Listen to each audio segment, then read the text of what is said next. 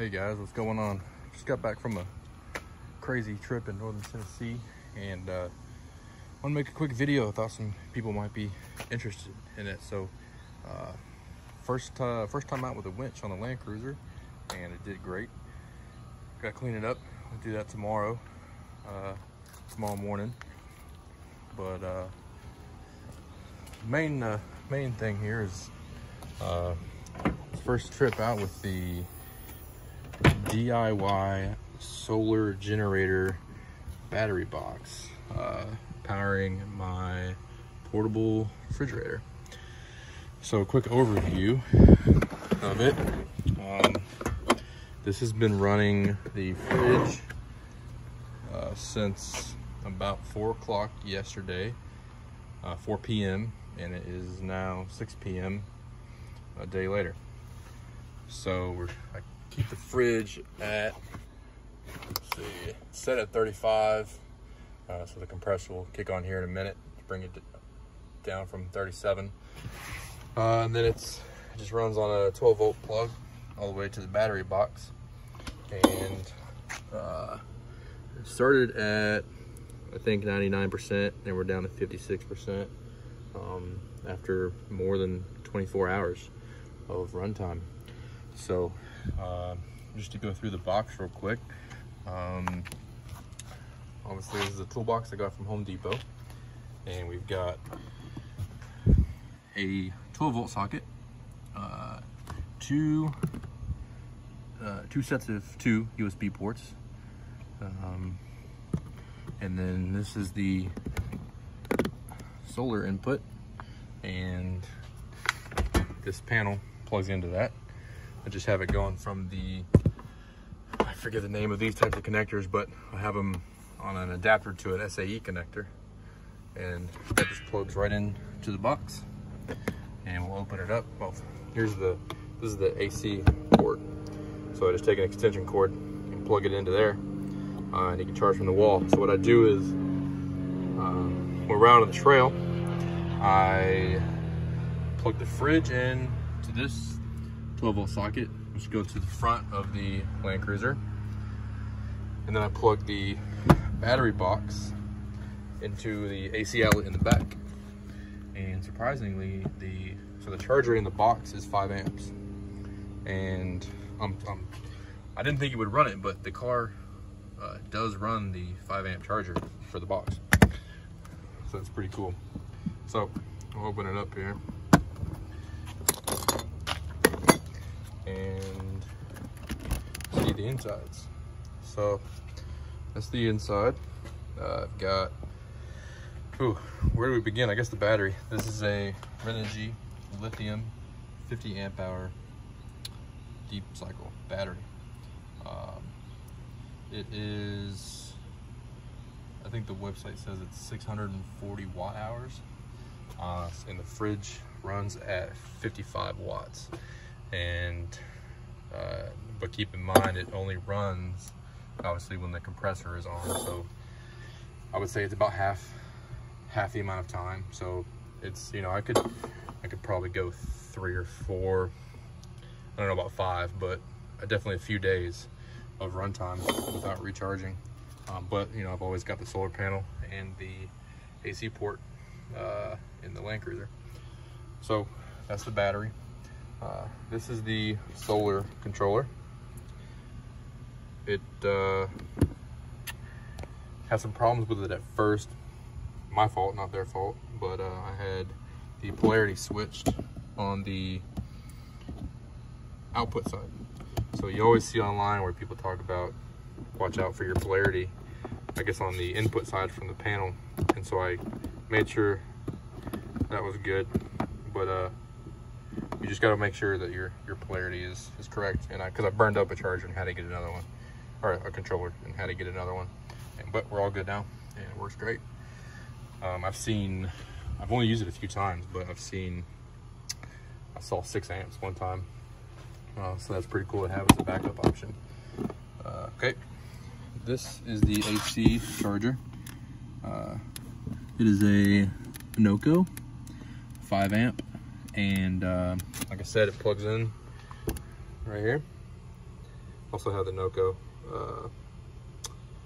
wall adapter that I just used a hole saw, put a hole in the box, and it runs down and comes here, and then the charger just plugs into it, and then that goes straight to the bus bars, and then obviously the bus bars go to the battery. So that's the charging system. The AC charger does get a little hot, so I put a fan in, a small fan, and this is the switch here. So I flip that on, and sucks in cool air, and it just kind of cools everything off a little bit. So I run that when I run the AC charger. So it's pretty nice. And then just a standard fuse box, and that fuse box runs all of my accessories, all the USB ports, 12-volt socket. I'm gonna probably add another 12-volt socket just so I can, because when we were out on this trip, it would have been helpful to be able to help some buddies out with their units, refrigerators and things like that. So we'll see about adding that. And then so off the positive side of the battery, we have the meter wire goes to the shunt here, and let me get that to focus. And then the shunt has a, I guess, not data, but a harness that runs to the screen on the front of the box. And then the shunt is negative from the battery to the negative bus bar. And on the positive side again, the positive cable runs from the lug to this is a 50 amp fuse, which then runs to the main power cutoff, this one here. So I can switch this off and on to the whole box just by using that. And then that goes to the red bus bar. And then everything just hooks up to that, and that's how we distribute the power. That's pretty much it. The meter on the front is pretty cool actually. So obviously this is the percentage left in the battery, but you can look at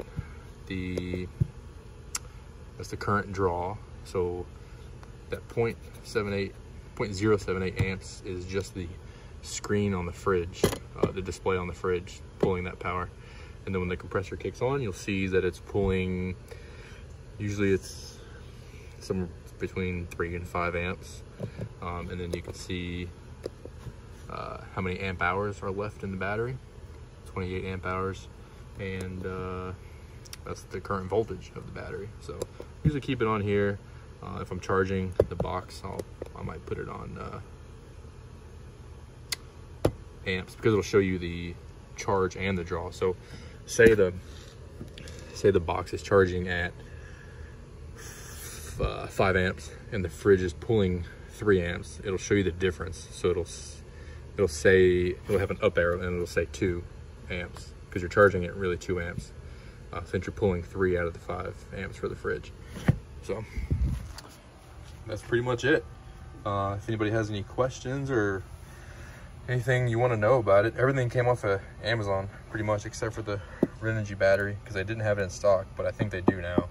So literally everything, the charger, the outlets, solar controller, and this is an MPPT controller as well. That's why I went with it. It's like $40, and as far as I could tell, the cheapest you could go and still get MPPT. If you don't know what that means, they say it's about a 30% efficiency over a PWM charger. So really wanted to make sure I had that, because being on the East Coast, sun is pretty limited out there in the woods with the tree coverage. So that's really nice, and it's all automatic. Once you set your chemistry type, it remembers it, and you plug the panel in to the port, and it's good to go. So everything's off of Amazon except for the battery and the toolbox, and that's pretty much it. So let me know if you guys have any questions, and I'll be happy to answer. I haven't seen, there's a couple builds out there like this, but it's I figured, you know, some people out there might be interested in learning how to build your own, because